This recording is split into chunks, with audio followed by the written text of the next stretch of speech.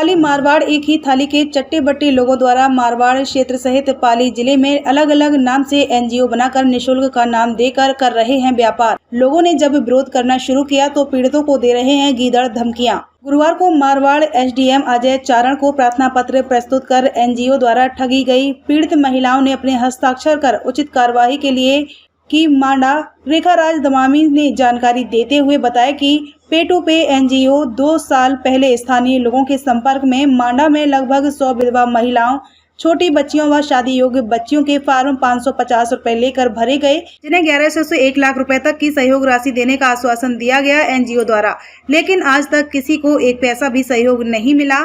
पे टू पे एनजीओ के ही पूर्व के अधिकारी अलग अलग होकर अलग अलग एनजीओ बनाकर लूट का काम बरकरार रखे हुए हैं। ऐसा ही मांडा ग्राम व आसपास के क्षेत्र में WW वुमेन फाउंडेशन की तरफ से 599 रुपए का फॉर्म भरवाकर बालिकाओं को 45 दिन तक निशुल्क सिलाई मशीन सिखाने का प्रोपेगेंडा अपनाया जा रहा है, जो कि भारतीय संविधान के अनुसार गलत है। कोई भी नॉन प्रॉफिट एनजीओ साथ में बिजनेस नहीं चला सकता, व्यापार नहीं कर सकता। सरपंच, तहसीलदार, एसडीएम व पुलिस की परमिशन के बिना नियमों के नजरअंदाज करते हुए छोटी बच्चियों से लेकर महिलाओं तक भारी संख्या में इकट्ठा कर सिलाई मशीन का दिखावा किया जा रहा है, क्योंकि इस एनजीओ का उद्देश्य ही पैसा कमाना है। पूर्व में ठगी गई सभी महिलाओं ने अपने हस्ताक्षर कर एसडीएम महोदय को प्रार्थना पत्र सौंपते हुए निवेदन किया है कि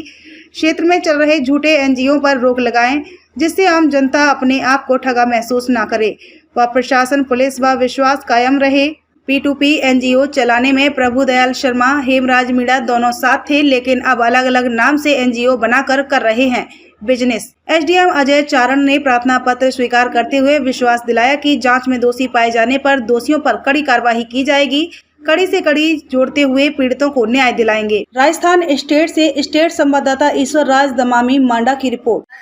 तो पत्रकार महोदय, मैं आपसे आज बताना चाहूँगा कि जो P2P फाउंडेशन जो एनजीओ है नॉन प्रॉफिट वाला, वो पहले 550 रुपए की बालिकाओं, गरीब महिलाओं से कटवा कर उनका 2 साल हो गया है, पेमेंट नहीं दिया अभी तक। लेकिन इसके बावजूद में भी उन्हीं के नाम के द्वारा दूसरा फाउंडेशन महिला WW वेलफेयर फाउंडेशन चलाकर इस तरीके की जो मांडा गांव के अंदर ही लाखों रुपए की फ्रॉड करके पहले गए थे और अब भी कर रहे हैं। और सबसे बड़ी बात तो यह है पत्रकार महोदय कि सरपंच महोदय जो कि ग्रामीण पहला नागरिक होता है, उसके बिना संज्ञान में बात डाले भी ये फर्जी एनजीओ चल रहा है। हमने पुरजोर इसकी कोशिश की है, उठाई है कि इनके विरुद्ध में कार्रवाई की जाए। तो हमने सोजित रोड थाने के अंदर परिवाद भी लिखाया था, लेकिन जैसे ही एनजीओ वाला का ज़्यादा दबाव बढ़ने लगा हमारे ऊपर, तो हमने एसडीएम महोदय और तहसीलदार महोदय को आज लिखित में हर विटनेस के साथ में उनको अवगत करवाया कि ग्रामीण जनता के साथ में ये अलग अलग तरीके से फ्रॉड कर रहे हैं। इसके ऊपर ठोस संज्ञान लिया जाए, इसके ऊपर कार्रवाई की जाए और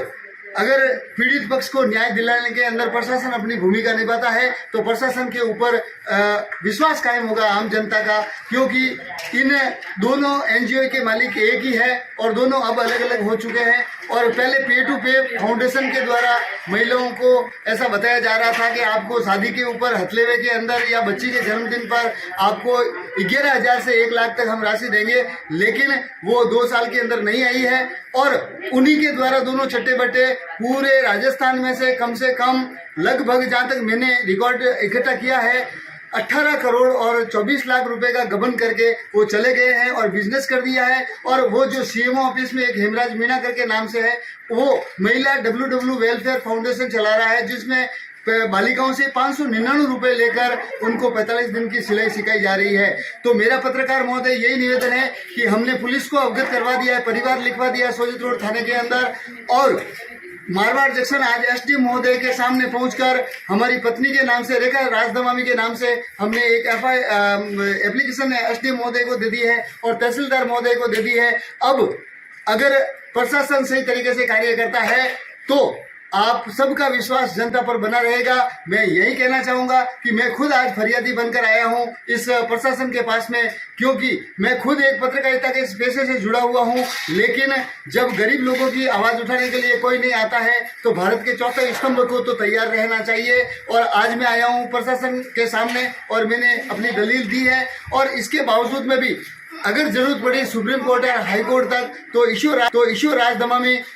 गरीबों को न्याय दिलाने के लिए निःशुल्क 1 रुपया लिए बिना मैं आपके साथ रहूंगा। क्योंकि अगर किसी पत्रकार ने या किसी प्रशासन ने इनके ऊपर अंगुली उठाई होती तो विजय माल्या जो है 9,000 करोड़ का चूना लगा के गया भारत देश को, वो लगा के नहीं जाता। दोस्तों, मैं आपको यही कहना चाहूंगा कि अगर हमारी बात सही है, हमारे विटनेस देखिए, डॉक्यूमेंट देखिए कि महिलाओं के साथ में फ्रॉड हुआ है या नहीं हुआ है, और आपको लगता है कहीं ना कहीं कि फ्रॉड हुआ है और फ्रॉड के प्रति हमें जंग छेड़नी चाहिए, तो आप सभी को हमारा साथ देना चाहिए। नमस्कार, सुरेश जी भाई साहब, पत्रकार संगठन मारवाड़ के जिला अध्यक्ष और अध्यक्ष, ब्लॉक अध्यक्ष श्रीमान अनिल जी मारू साहब, शैलेश जी भाई साहब और रमेश जी पत्रकार साहब, चिकू भाई साहब, आप सबसे निवेदन है कि मीडिया चौथा स्तंभ है और आपको छोटे से छोटे चैनल से लेकर बड़े से बड़े संस्थान तक मीडिया के माध्यम से प्रशासन को सतर्क करना चाहिए कि ऐसा फ्रॉड हमारे जो क्षेत्र में हो रहा है वो नहीं हो। दोस्तों, thank you very much. V124 news